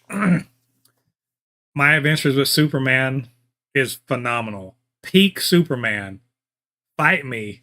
Everybody who wants to fight me about that, have at. I love My Adventures with Superman. Season 1's great. Season 2 has such a great season finale. It is peak. It is everything I want about Superman. Watch that show. I already said Moon Girl and Devil Dinosaur. Oddly enough, I'm not watching a ton right now. Outside of the nerd genre, one of my favorite shows in the past 10 years is Reservation Dogs, the great coming of age story about some native kids on a reservation in Oklahoma. Phenomenal. Great story. If you have Apple TV Plus, you should be watching Silo. Silo is great. What's Severance? Severance is amazing. Oh, that's such a good show. Um, Umbrella Academy. If you're not watching that, you should watch Umbrella Academy. So that's a great show. Like there's so much going on right now. It's hard for me to, but those are just off the top of my head. Shows that just really connected with me. If you are in mind to watch Star Trek, Star Trek Lower Decks is great. Star Trek Prodigy is great. I actually need to catch season 2. I haven't watched it yet. It dropped on August 1st. I also recommend Discovery, but I also understand that it is controversial from some fans. I enjoyed it, but definitely Lower Decks, definitely Prodigy. Interview with the Vampire is great. So I mean, God, there's a lot. There's just we are living in such a time of ridiculous plenty. Like I don't know how old you guys are. Um, I'm 44.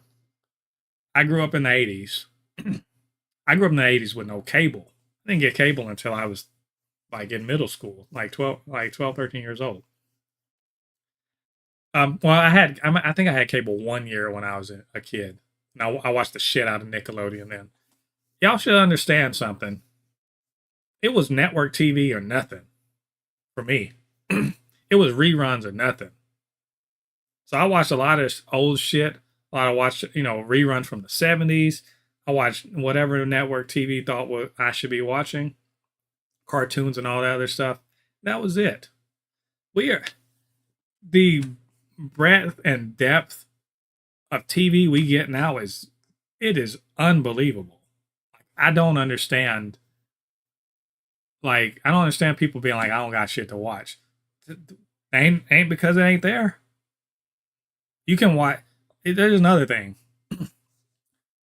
I was into anime in the late '90s and the early 2000s when the only anime you got was whatever you could rent at Blockbuster or the video store, and whatever Toonami said you could watch, and whatever dub shit that Fox Kids might have put on, and then what you could download.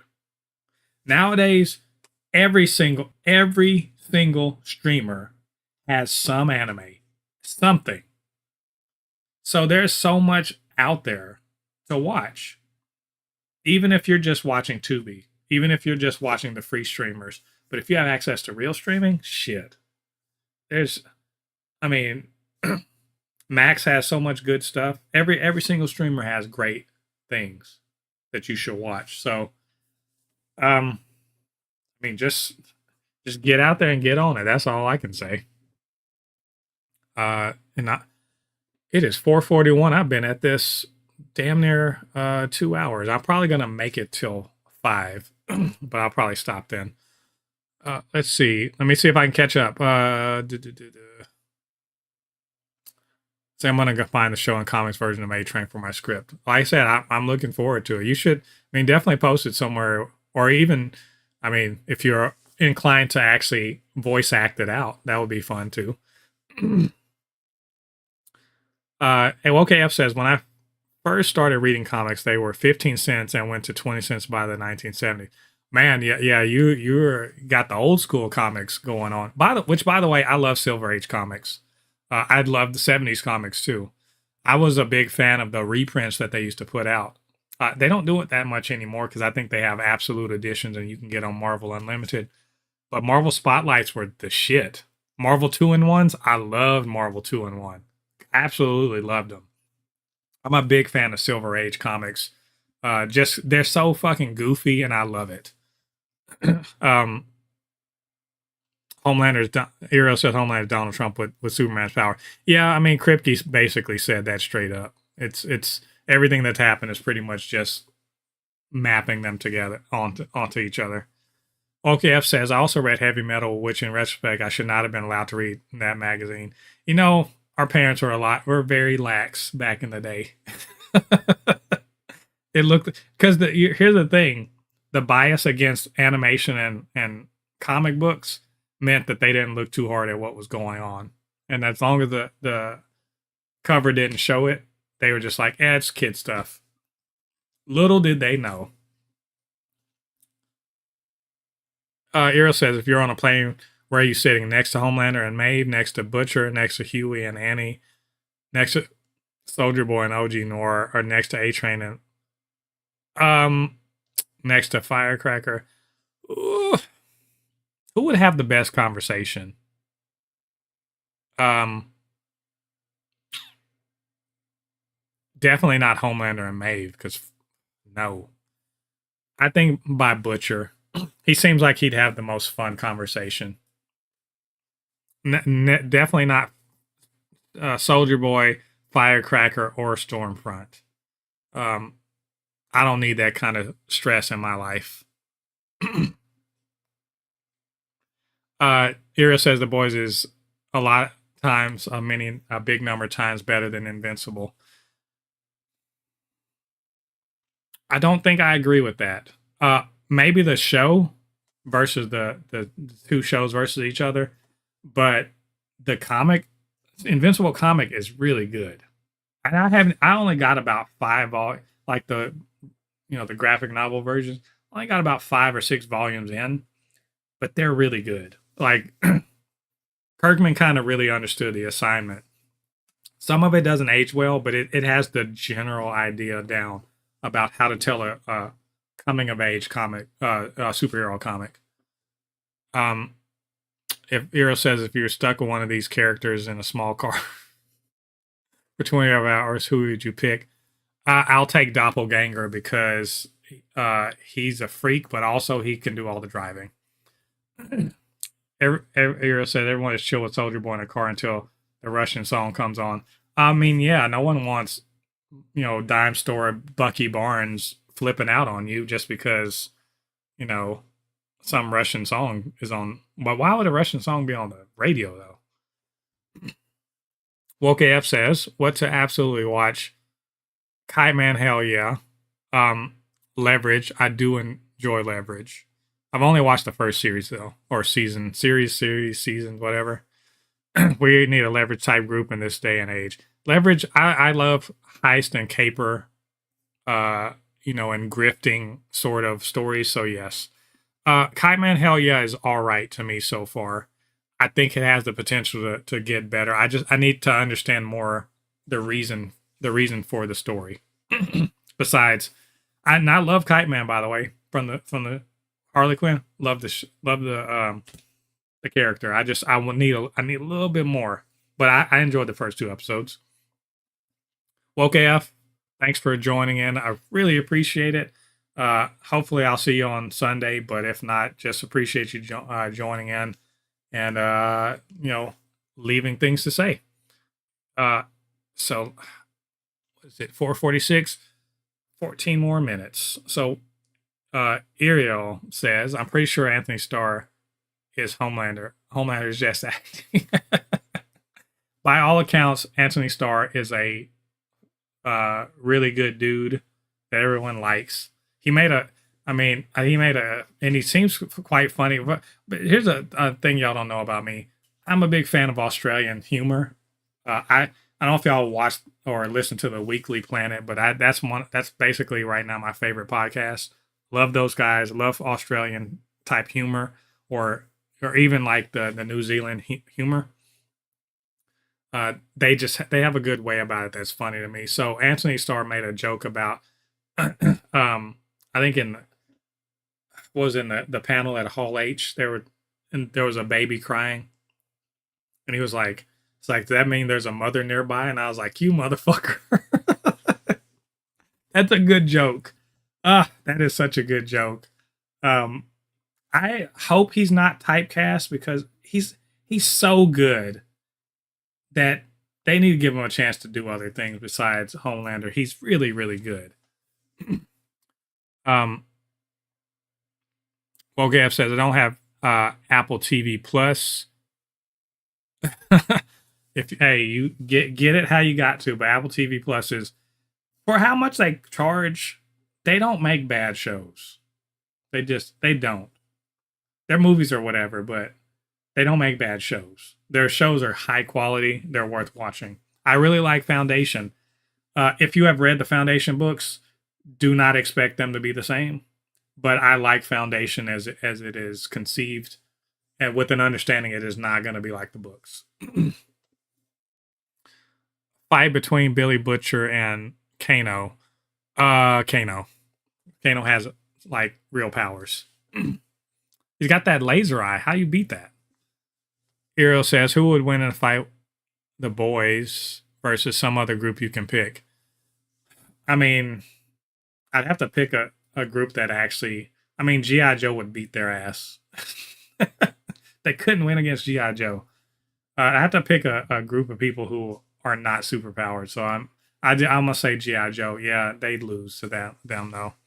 Well, maybe Kamiko, but like, I don't know. Kamiko could probably, no, because she can be killed. She can be shot and all that stuff. So she's not super durable. She just has healing. You also said I could voice act the analysis part for both characters, but I couldn't voice act a train at all. No, I get it. I think that was just kind of a silly suggestion on my part. Hero says, my parents let me watch horror movies at the age of 5. You should do that to your kids to toughen them up. That would not have worked with my daughter. She was a scary little kid. My daughter got scared watching Rio. So yeah, that wouldn't have worked. But I feel you though. I watched Nightmare on Elm Street Part 2 when I was 6. So in the theater. Where are we at? As Soldier Boy said, I could have made you better and not some weak. Horrible parent.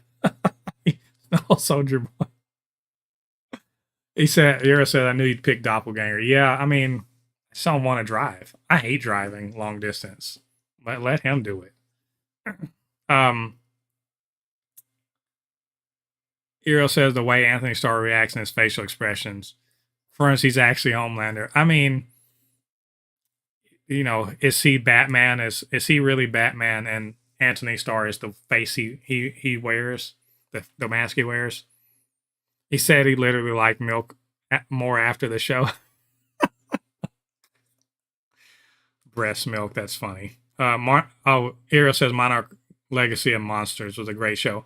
I only watched the first episode or two, and that's because I was gonna go. I had already canceled my Apple TV Plus to save some money, and I was like, I'll watch it when I get back to it. At this rate, the only thing that's really gonna make me get Apple TV Plus again is gonna be Foundation season 3 or Severance season 2. One of those two. As soon as those are out, I'm getting back on it. Then I'll watch Monarch. Hero says if Billy Butcher got his tendrils in Tim V, could he beat Kano? Yeah, because he can literally pull apart a suit that could not be shot, stabbed, or in any other way killed. So yes, Kano gets like decapitated. And last thing is, Hero says I want to get into more cosmic and life-related films and books. Yeah, you know, I love superhero things. I love comic book things. I love sci-fi and all that stuff and fantasy. Like I'm really looking forward to Rings of Power season 2. I'm really looking forward to Wheel of Time season 3.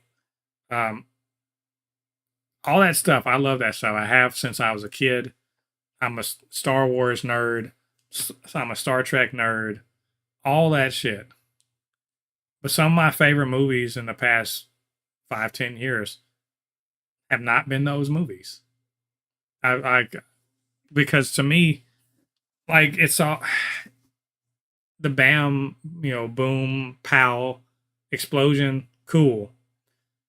If it doesn't serve ultimately serve a story, serve to, you know, characters, you know, to expose characters and what's driving them, their motivations, their emotional journeys. If I can't connect with the characters, none of that shit means anything to me. Like in my mind, there's a timeline where Madam Web was an amazing movie, where the writers understood what they were trying to do, or where they made compelling characters that were 3-dimensional, that were interesting, that had a character arc that was worth going on, and where all of that action meant something. So to me, once you take all of that, strip all of that stuff away, it's got to be about characters who you care about, who are doing something that, you know, they're learning something about themselves or the world, or they're trying to change the world. They're doing something. There is something that I've got to latch onto.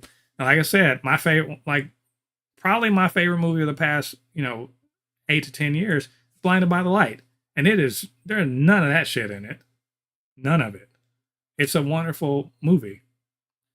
So I just say I want to gravitate towards good storytelling, no matter the genre or what's on display.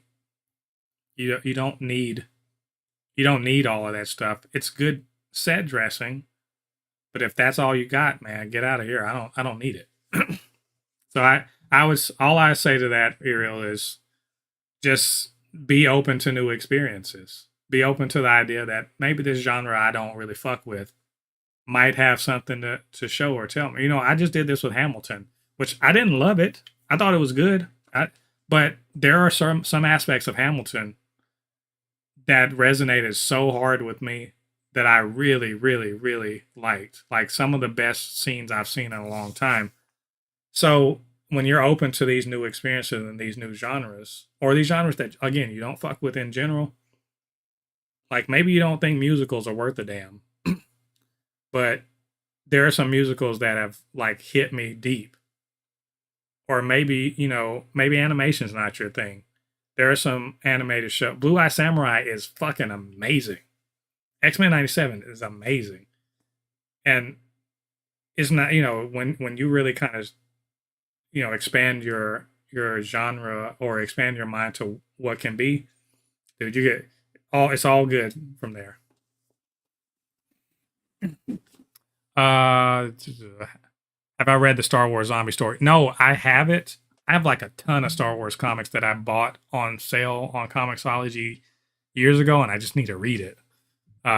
It's very dark and cool. You have to read. Isn't it about like zombie stormtroopers or something like that? I feel like I've heard about it. What would be a good name for a patriotic hero of America? I feel like all the good ones have been taken. Uh, um, Colonizer in Chief is probably not a good one. The Meddler. Thoughts and Prayers. How about that? That's a good one. Thoughts and Prayers. It'd be two, as like Hawk and Dove. Thoughts and Prayers. Yeah. Yeah. Let's see where we're at. I'm gonna try to use AI voices. Yay, nothing wrong with that. Use AI. Like, I'm not a fan of AI, but AI voices are everyone's doing it. Why not? My favorite horror film. That's a damn good question. There's so many good. It might be Scream. It might be Scream, the original, the first one. Even though I really do like Nightmare on Elm Street, the first one. I think Alien is not really a horror movie, but it kind of is, and that's a really great one. There's a movie I liked a lot, and I don't think a lot of people remember it, called They. Wes Craven made it. That one was really good. Recently, Smile was quite good. Feel like there's another one I'm forgetting about. The Others is a good one. That Nicole Kidman ghost one. That's a good one. There's a lot. So I can't believe it. It's 4:57. I am gonna sign off in a minute. So Ariel, as always, thank you. First of all, thank you for kind of encouraging me to do this other stream. I do appreciate it. I thought about not doing it because of like this is a day off and whatever, but it's fine. It's all good. I had a good time. Thanks for showing up and having all of your input. I do appreciate it. Thanks to everybody who showed up. Actually, if you didn't chime in, it's all good. But next time you can say something. It's cool. But join me on Sunday. I think, like I said, I haven't scheduled it yet, but 11 o'clock. It's my trial run of doing the Supercast live. I'm probably not going to do it like that usually because my partner Lottie, his work schedule doesn't work with that time, doing stuff at that time, or even really doing things live. But it's just going to be a fun little time. San Diego Comic Con Hall H stuff will have been have completed by then. We'll hear all the stuff about Marvel. I'll have a chance to sort of talk about it briefly. It should be a fun time if you have time tomorrow at 11 Eastern Standard Time. Other than that, this has been it's been a good time. If you have not done so, get down there, hit like on this stream, share the link out when it's done so that people can catch this, catch the recap or the replay or whatever it is. Let people know about BLERD FORCE 1. We talk about nerd stuff, superhero things, and all that good stuff here. The Supercast is our kind of flagship title, but we do reviews and reactions, all that good stuff. If you're not subbed, show your boy some love. Go ahead and subscribe to the channel. We're trying to get to 500 subscribers. Would be cool. And check out all of our other content that we do here on the channel. And you can catch us on social media. Email supernotfunnyshow@gmail.com, blerd_force1 on Instagram and Threads, super_not_funny_show on TikTok. So I think I covered all my bases here. I'm going to answer the last few questions, but Ariel, these are the last ones, and then I'm going to peace out. So he says, I want to make a book called Blood Moon that's cosmic horror and explores the horror of space. That would be a good thing. By the way, the new Alien Romulus looks freaking amazing. Looking forward to that one. That is a good kind of horror-ish thing. The villain is a cosmic horror that creates an avatar that's a slasher villain. That would be cool. Cthulhu being like, you know what? Here's some of my power, cosmic. Go make something of yourself, Jason. All right, Ariel. Yep, I'll see you next week. Everyone else, thanks for joining me. Come back to the channel. But until then, I've been Mo, comment extraordinaire on all things pop culture. I'll see you guys on the other side of the thread. Peace.